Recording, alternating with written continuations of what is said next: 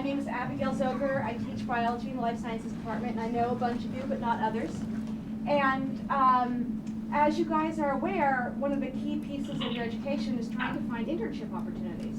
And you should also have a list of internships that are available and application deadlines that I send out to my students and some of the other instructors. If you don't have it, I can make sure and get you an email of that. And last spring, Dr. Adam Summers came and spoke about biomechanics here at SRJC, and he's a very prominent researcher at Friday Harbor Lab, which is University of Washington's Marine Biology Lab. And in talking with him, he mentioned some of the things that are helpful for community college students when applying for National Science Foundation internships. NSF REUs, National Science Foundation Research Experience for Undergraduates. And these are great opportunities. They usually come with a $4,000 to $5,000 stipend, so you're spending just the summer working and not having to work on another job to support your internship habit. And so I asked him if he'd be willing to give you some thoughts about what the process is like and what you might do if you were going to apply for some of those positions, and then we'll have time for questions. Hi, thanks a lot. In the back row there, if you can hear me, wave your hands over your head, because I can't hear you. Oh, good, okay. So everyone can hear me, and hopefully I'll speak clearly enough that you'll be able to understand what I say, but there is a chat window, and so if I become garbled or you lose track of what's going on, or you just want me to stop and cover something else, type something in that chat window, and I'll keep an eye on that while I'm talking. So I'm a professor at the University of Washington, which is an R1 research institution, and I'm the principal investigator on a grant from the National Science Foundation for a research experience for undergraduates site program.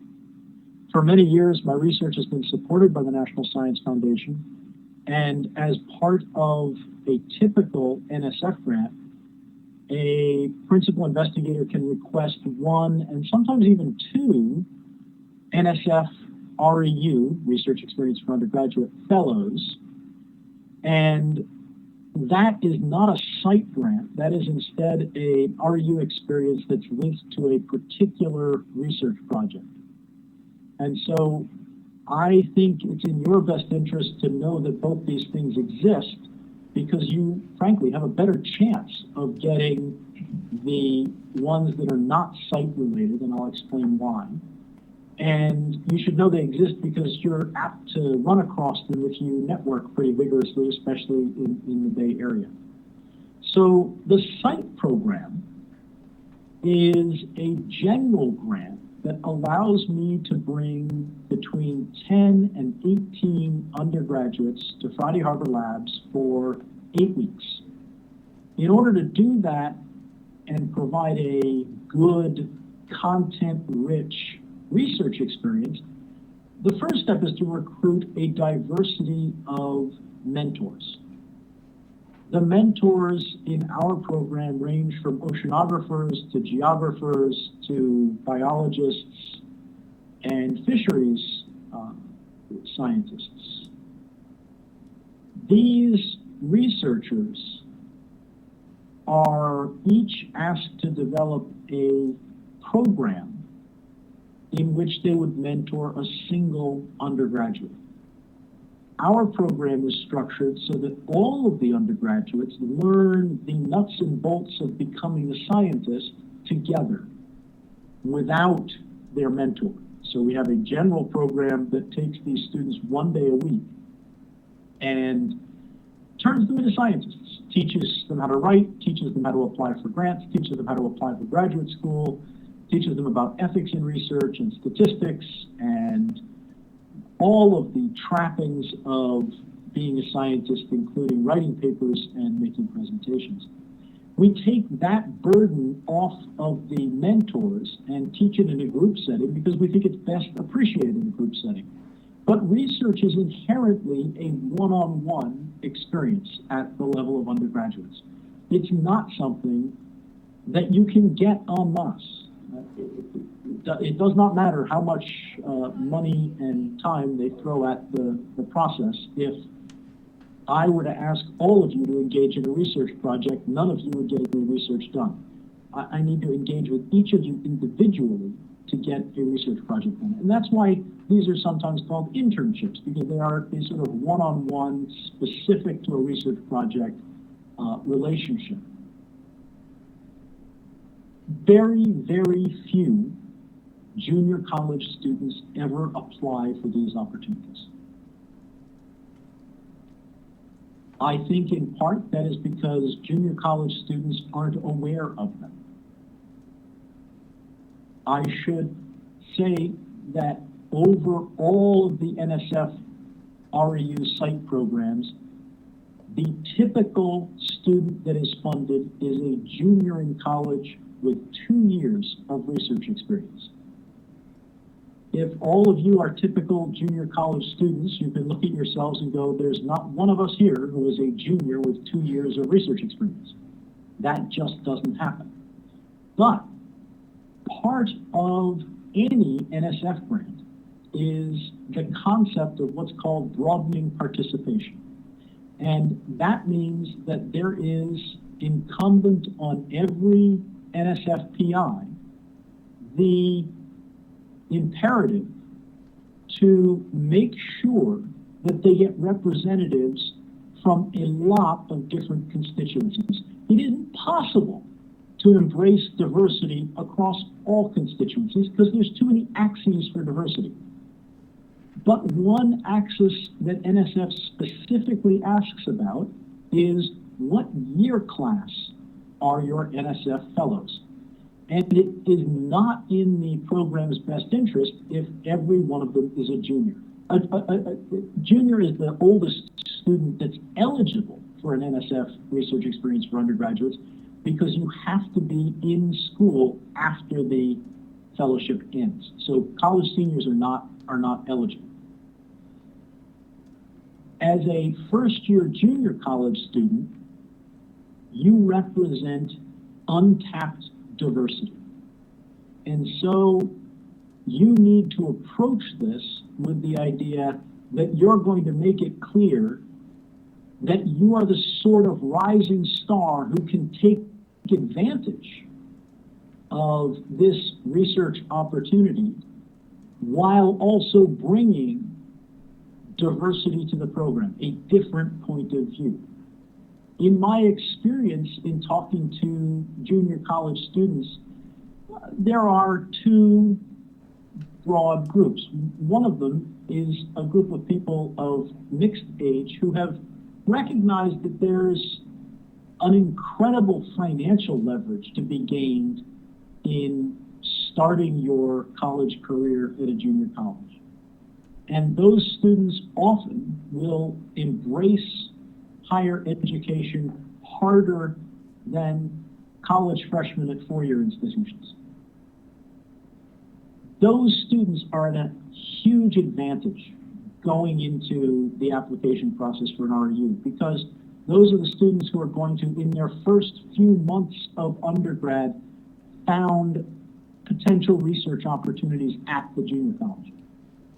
There's another perfectly reasonable group of people at junior colleges, and they're people who are not entirely sure where they're going and what they want to do, and they want to sample different sorts of things in the context of higher education without making the commitment to a four-year school. Those students are not going to be particularly competitive for an REU program because you're going up against people who have committed and committed hard. You need to point on your application to those qualities that make it clear you're in that first group.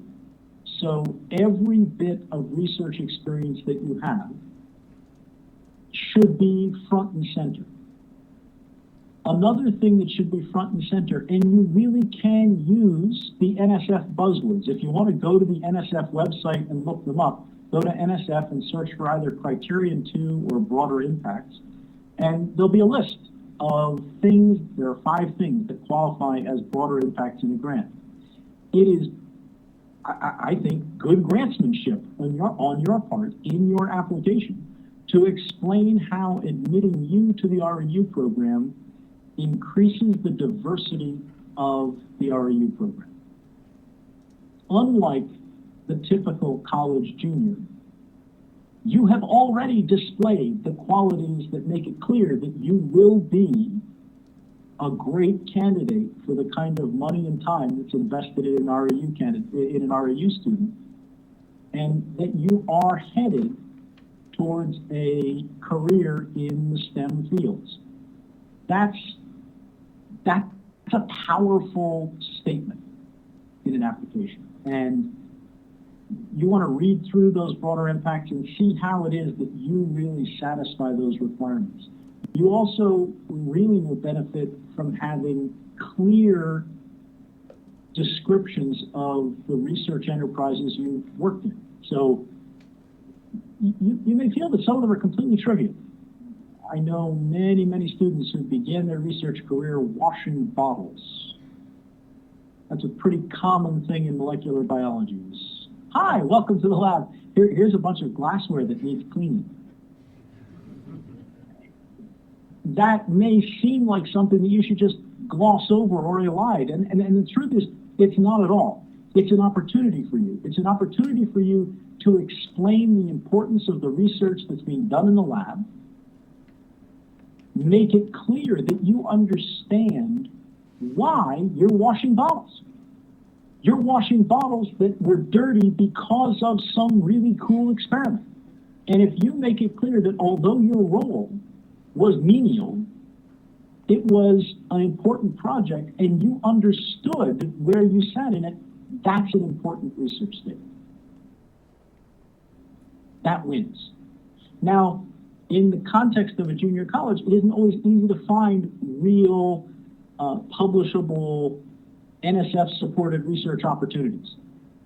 But that doesn't mean there aren't the kinds of research opportunities that speak to your qualities as a potential REU fellow. In Bob Rubin's anatomy lab, a enterprising student might take it upon themselves to hunt Professor Rubin down and discuss preparing all of the muscles of the pelvic triangle in a prose section that could be shown to other students. That kind of work is also indicative of research potential. So you're looking for things that you've done that show leadership, things that you've done that show that you're a go-getter, things that you've done that show your potential in an unsupervised context. And I will be honest here, one of the things that's going to be working against you is the perception that you may not be old enough to be left on your own. I know that your parents pretty much leave you on your own at this point, but scientists who are going to leave you with expensive gear that they've worked hard to get and unsupervised in their laboratory may have a different view of your maturity. And so in your application, you want to make your maturity clear. You want to avoid internet spelling and speech. Make sure that the word "the" is never ever spelled T-E-H. No, I can has cheeseburgers. This may feel stifling, but really what you're trying to convey is that you're serious. And an important point is that serious does not mean obfuscatory. When you write this application, bear in mind it's not long. And you need to be direct. Look at each of your words after you have written them and ask, is this word doing what I paid it to do? If you're using the word utilize, you should be smacked on the back of the head with a banana. You never utilize something, you use it. In every case, look at your wording, ask, can I make it simpler? Can I make it more direct? Can I be more clear about my needs, how I'll fit into this program, what I'll get out of this program, and what I'll bring to this program. And what you bring to this program is inherently diversity. Each and every one of you, as a JC student, brings diversity, because in 5 years of running this program, I have had 0 junior college applicants. I've taken college freshmen. They've got no more experience than a first-year JC student. But I've never had a JC applicant. And so you inherently represent diversity. And that's an important card to play and to make sure that it's clear. At the same time, if that's the only thing you have going for you, it's going to be an uphill battle. So write clearly, write simply, express yourself in as adult a fashion as you can. And I think you can end up with a very strong proposal. Part and parcel of a application for an REU fellowship is letters of recommendation. And here, this is where you have an opportunity to shine. You need to find recommenders who know you.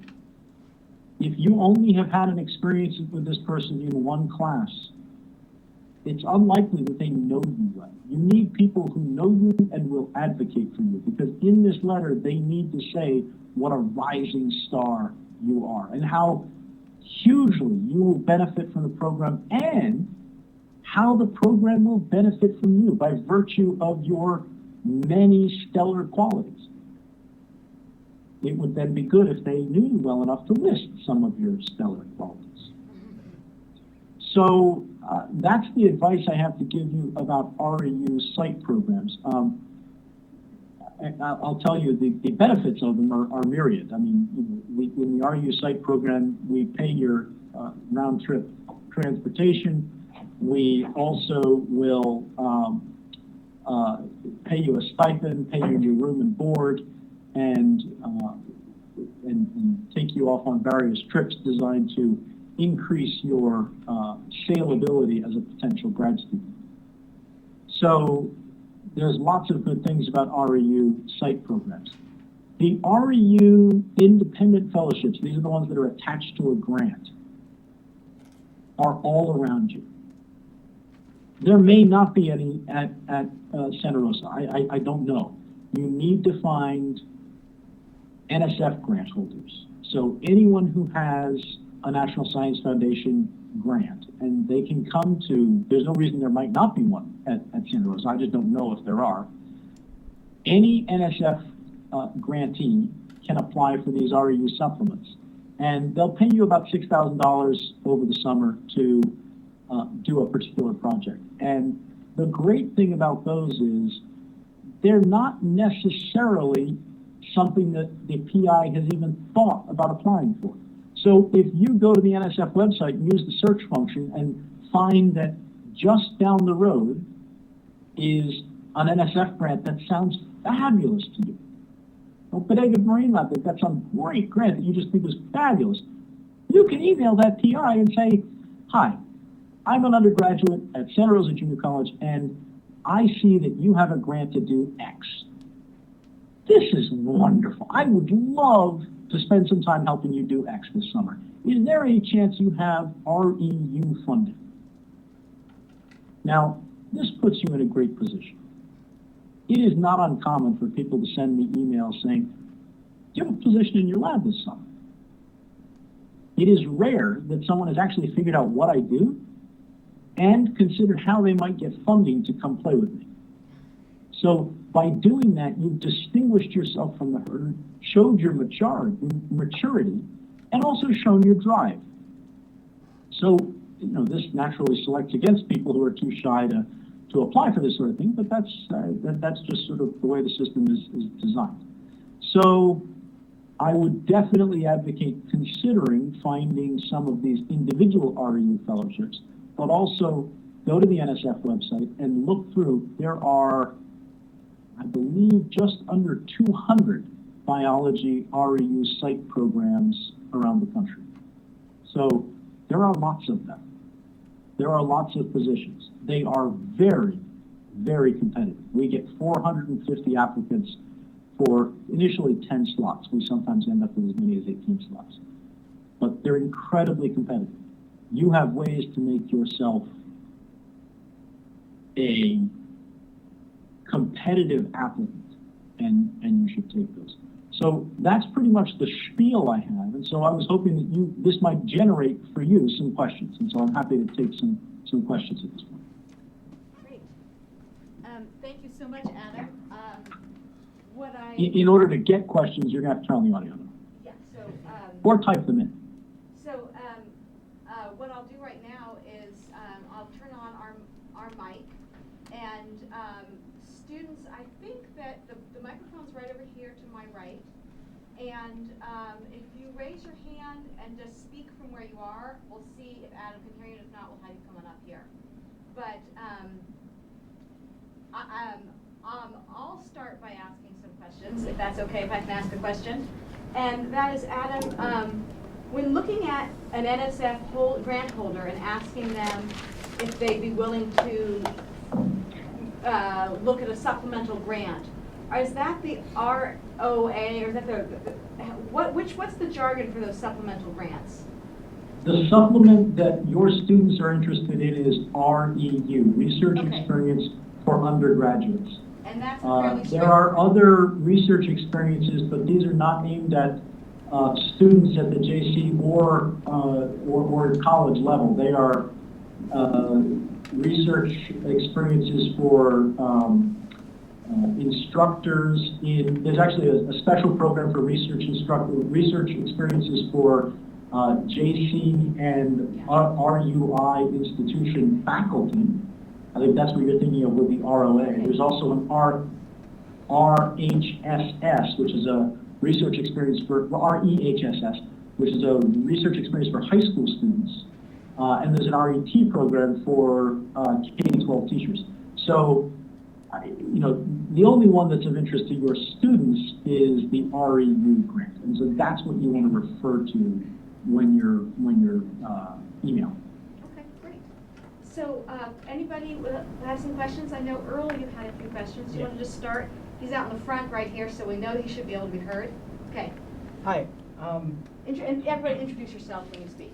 I'm Earl, and I'd like to know which references or letters of recommendation would you suggest me add? Because I currently work at the Buck Institute, and I work with 3 different postdoctoral mentors, and I don't know which letters of recommendation should I add, like instructors from JC or postdoctoral mentors. If you have mentors who have seen you in a research context, they take precedence over anyone who's seen you in an instructional context. Okay. The #1 criterion for judging people is, do you think they're going to make a great researcher in your lab? I don't care how well you did in comparative animal physiology. If you've got someone who says, this person has good hands, they keep great data, they're pushing this project along intellectually, and they're pushing it along with the sheer number of hours they put in, that's much more powerful than I teach a very, very difficult class, 1 student in 500 gets an A, and this student gets an A. All right, thank you. Did you have another question? Or? Yeah, I have another question. Is there such a thing as overqualification in terms of NSF RUs? Because I've done quite a lot already. The only overqualification is if you had an REU before, you're not eligible to have one again. Other than that, there is no overqualification. The more qualified you are, the more likely you are to get it. So to give you an idea of how competitive it was, last year you would typically give the entire list of people to each of the mentors and let them pick the ones that they think they'd like to work with, and we ask them to rank those. I got a call back from a mentor who said, the top 8 students here all have 4.0 averages, and 3 of them have a paper published. what do I do? How do I distinguish between these people? And all I could say is you have to read the letters, you have to read the total package and decide who's going to fit best with your research program. So I would say there's no way to be overqualified. It's not going to hurt you. The only thing that can cause you issues is things that disqualify you from REU eligibility. For instance, it's only open to U.S. citizens. It's only open to people who have not had an REU before. And it's only open to people who will not have graduated by the time they start the work. Next question? Does anybody else have a question? Yeah, Darren, you want to introduce yourself? Hi, I'm Darren. Just building on that question, I have my own, which is there too much? Is there a way to write too much into your personal statement? Like if you use too much jargon or just yeah, absolutely. Yeah. If your mom reads the thing and can't figure out what you're doing, or in fact, a great litmus test is to give it to your parent, ask them to read it, and then ask them to explain it to a sibling. If they come back, if you listen to his explanation and it says he's doing something really interesting, it's very complicated. You're screwed. This is a real opportunity for science communication. You are going to be writing to people who have PhDs, people who think hard, but who know absolutely nothing about what you've done your research on. And likely, they don't really care much about what you've done your research on. I mean, a priori, I have to tell you that whatever you've done your research on is way less interesting than what I do my research on. Because I do my research on what I like to do. So that means inherently your stuff is less interesting. So it's your job to convince me that what you do is fabulous and to make it really clear what your role is, the importance of the work, and how much you really enjoy it. Because that kind of joy is infectious. And if you can get a hold of the PI's thoughts and make them, even for an instant, think, oh, wow, I wish I'd thought of that, you win. Stay well away from jargon. If you're talking about centrifugation speeds, you're in deep trouble. All right, thank you. Excellent. Any other questions? Next question? I know that there were some questions from students who couldn't be here that Earl is asking a question. He's Jasmine now, you just can't tell. He's Jasmine sending questions. Oh, how many pages should we include for a resume? Because I know some employers don't like more than 1 page of resume. Well, so first of all, for the purposes of biologists, there is no such thing as a resume. What you've heard in sort of the employment world called a resume, we call a CV, which stands for curriculum vitae, which means the summary of your life. And it means summary of your life in a biological context. Sorry, I have to tell people I'm not playing badminton tonight. In a biological context. So you want to list the positions you've had, list your qualifications, list any presentations you've made, but really, I think you'll find that the applications are very constrained. There's not a lot of room for you to wander very far afield. You're going to be asked for a personal and research statement all in one. The application is very short, and it puts a huge premium on being brief and clear. That's why I say you really want to look through it and make sure you're using your words wisely. I can't tell you how many very smart people end up shooting themselves in the foot by being unable to write directly. Thank you.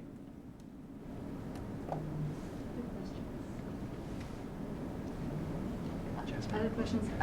Adam, yes, one more question. Your question is? Your name is, pardon me?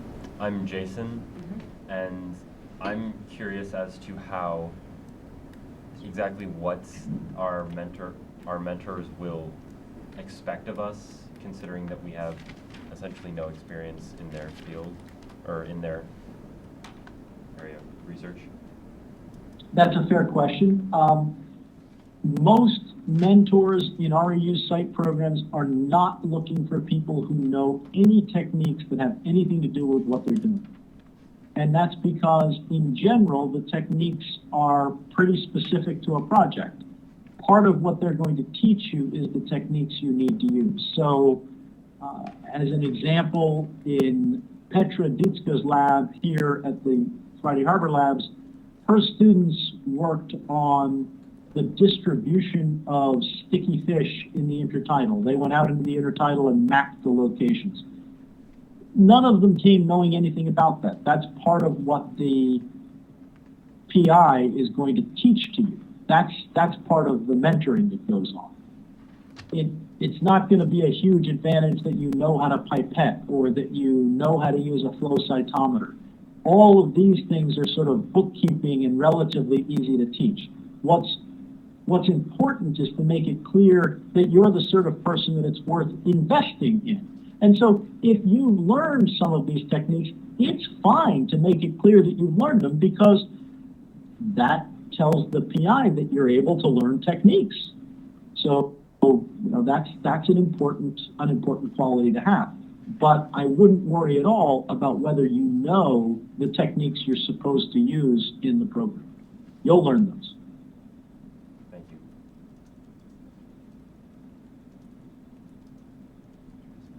Adam, you had mentioned to search the NSF site for broader impacts, and there was another jargon word you had mentioned that I missed when you were speaking.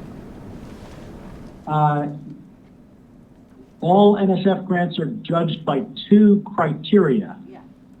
Criteria 1 and criteria 2. Criteria 1 is intellectual merit, and criteria 2 is broader impact. So searching for broader impacts or criterion 2 should do it. Okay, thank you. Are there other questions? No questions? Again. Well, oh yes, I'm sorry, Darren. There you go. It looks to me like I just used the big Google, and the Google's first result for NSF broader impacts is a list of the broader impacts. Excellent. Darren, you want to go? Yeah, you're talking about intellectual merit. So how much does GPA play a role in our application? It varies by PI. The PI is going to rank you, and for some of them that's going to matter, and for others it's going to matter less. It is not a death knell to have a less than stellar GPA, but it makes your battle uphill. You understand, no matter how bad your GPA is, you understand the statistics of over 450 applicants for 10 spots. Thank you. Jason, yeah? I'm wondering, I've read that form letters are absolutely a no-go, but I'm wondering if there are any really noticeable marks of a form letter that might be easy to slip into if you aren't paying attention.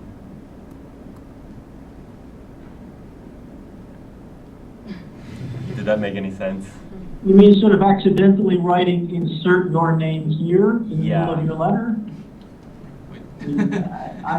I get form letters all the time. It's sort of a thing that happens to anyone who's got a website that talks about biology. You'll get form letters asking for postdocs or graduate student positions.